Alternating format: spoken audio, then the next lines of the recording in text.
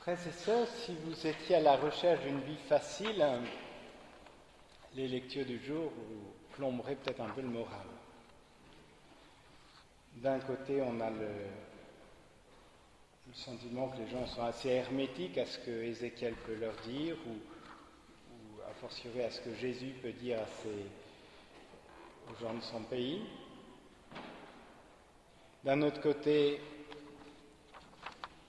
on voit dans la deuxième lecture Paul confronté à sa faiblesse, à cette écharde, à cet envoyé de Satan qui est là pour le gifler.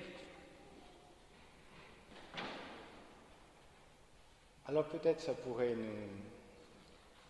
nous décourager un peu, mais c'est peut-être justement comme la coque de la noix qu'il faut casser pour trouver le fruit qu'elle contient. Parce que l'évangélisation n'est pas une œuvre humaine, sinon elle n'ira pas très loin, c'est vraiment l'œuvre de l'Esprit de Dieu.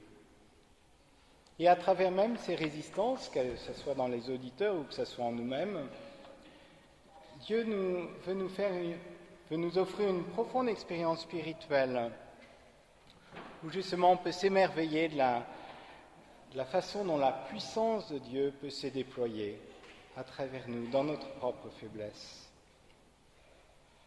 Là, je vais essayer de voir d'abord les résistances, là, du côté des personnes évangélisées, puis après les résistances en nous.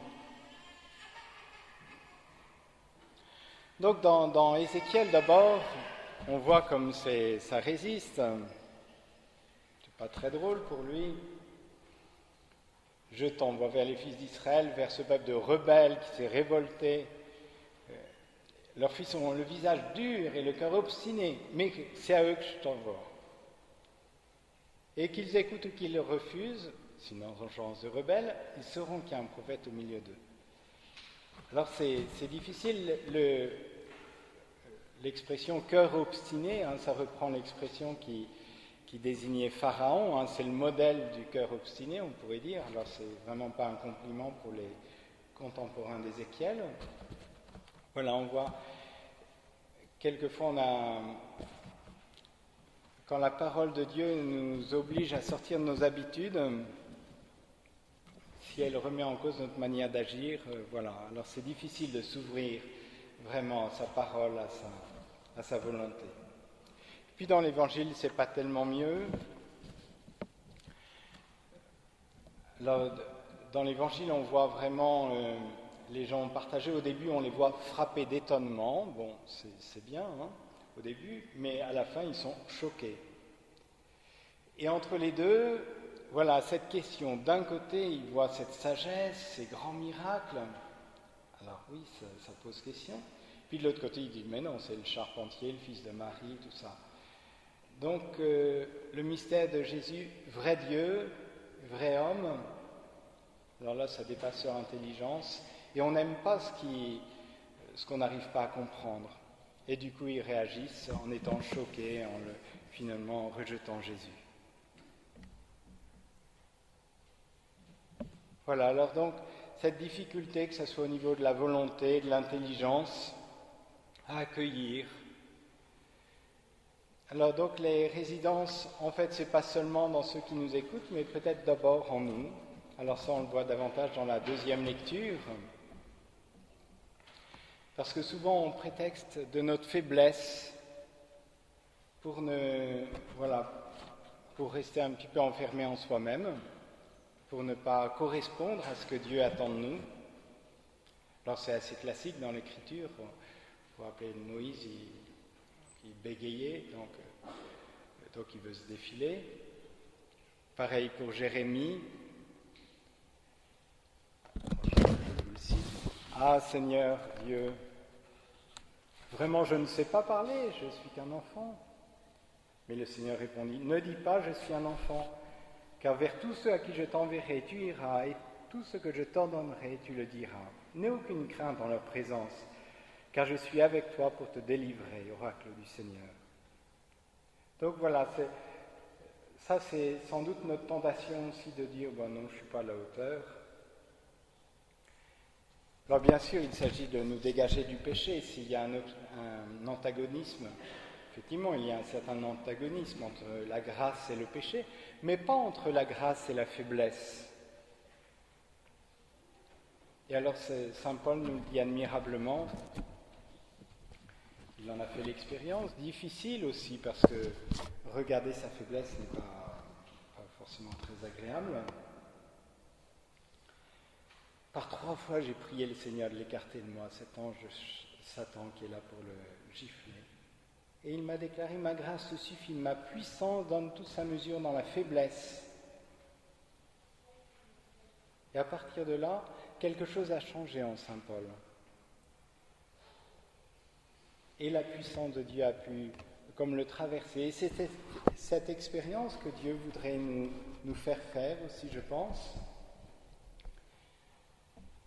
Le fait d'être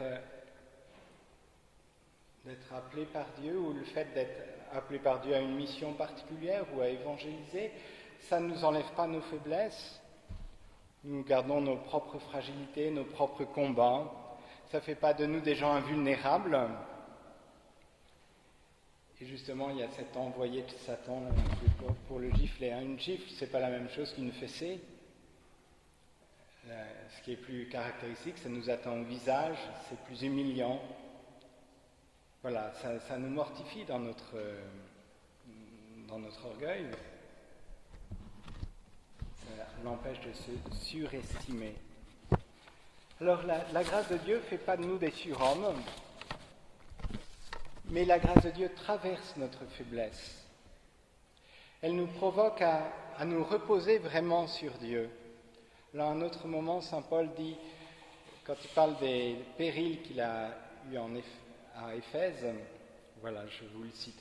Le péril que nous avons couru en Asie nous a accablés à l'extrême, au-delà de nos forces, au point que nous désespérions même de la vie. Oui, nous avions reçu en nous-mêmes notre arrêt de mort. Ainsi, notre confiance ne pouvait plus se fonder sur nous-mêmes, mais sur Dieu qui ressuscite les morts. Alors c'est ce passage, à travers cette expérience de la faiblesse, c'est ce passage que nous sommes appelés à faire, non plus mettre notre confiance en nous-mêmes, mais en Dieu. Et ça se fait aussi par cette expérience, une certaine attitude, en tout cas d'humilité, qui est comme la porte ouverte à la grâce en nous. Alors la foi nous invite en tout cas à considérer autrement notre faiblesse et celle des autres, celle de ceux qui nous entourent, peut-être justement pour ne pas nous en plaindre, mais pour louer le Seigneur pour ce qu'il va faire, pour la grâce qu'il peut donner au sein même de cette faiblesse. Alors j'arrive déjà à la conclusion. Ça suppose de faire le plongeon. Hein. Vous avez fait l'expérience, je ne sais pas si vous aimez plonger, moi je ne suis pas trop spécialiste, mais...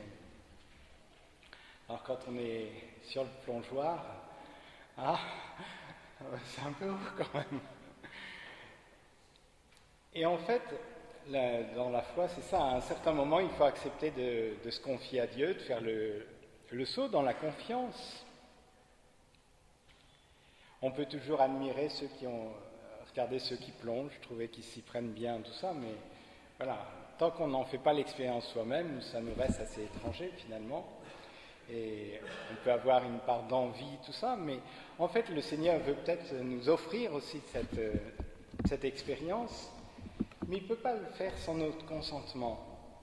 Et les lectures de ce jour, justement, c'est peut-être l'occasion pour nous de ne pas rester à un niveau purement humain, voilà, selon nos petites capacités et tout ça, mais vraiment de nous remettre à la grâce de Dieu. Nous avons chanté un beau psaume avec 2 belles images, celle des yeux, celle de la main de Dieu aussi. Voilà, vers toi j'ai les yeux levés, parce que c'est de toi que j'attends, je ne sais pas très bien comment ça va se passer, mais j'attends, j'ai confiance en toi Seigneur. Et je sais que, voilà, comme un esclave qui garde les yeux sur la main de son maître. Je sais que ou comme les yeux de la servante sur la main de sa maîtresse, je sais que je suis dans ta main, Seigneur. Alors, je vous invite aujourd'hui à faire vraiment cette expérience de vous remettre à la grâce de Dieu. C'est une expression qu'on retrouve dans les Actes des Apôtres, s'en remettre à la grâce de Dieu. C'est l'expérience que beaucoup ont faite. Abraham, notre père dans la foi, mais particulièrement Marie au jour de l'Annonciation et dans la suite aussi, se remettre à la grâce de Dieu. Et alors nous ferons justement cette expérience qu'au-delà de nos faiblesses humaines, alors vraiment le Dieu Tout-Puissant peut nous habiter.